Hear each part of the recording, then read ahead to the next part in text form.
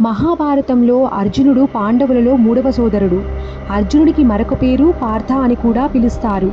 అసలు ఆ పేరు ఎలా వచ్చిందంటే తన తల్లి అయిన కుంతి యొక్క మొదటి పేరు.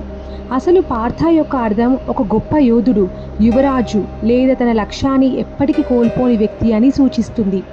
కురుక్షేత్ర యుద్ధంలో శ్రీకృష్ణుడు అర్జునుడికి రథసారథిగా ఉన్నాడు. అలాగే శ్రీకృష్ణుడికి అత్యంత ప్రియమైన స్నేహితుడు అర్జునుడు. అయితే యుద్ధం ముందు రోజు అర్జునుడు తన బంధువులతో పోరాటం వద్దు అనుకొని ఆలోచనలతో ఉంటాడు. నేను ఈ యుద్ధం చేయకూడదని అనుకుంటాడు. కానీ అప్పుడు యుద్ధభూమిలో సందేహంతో ఉన్న అర్జునుడికి కృష్ణుడు గీతోపదేశం చేస్తాడు. అప్పుడు శ్రీకృష్ణుడు పార్థ అని అర్జునుడికి పిలిచి నీవు ఈ యుద్ధాన్ని చేయాలి అని తన యొక్క వంశపారంపర్యత మరియు కర్తవ్యాన్ని గుర్తు చేస్తాడు. అర్జునుడికి పార్థ అనే కాదు, ఇంకా ఎన్నో పేర్లున్నాయి. పాల్గుణ అని, కిరీటి, సవ్యసాచి అని ఇలా ఎన్నో పేర్లున్నాయి.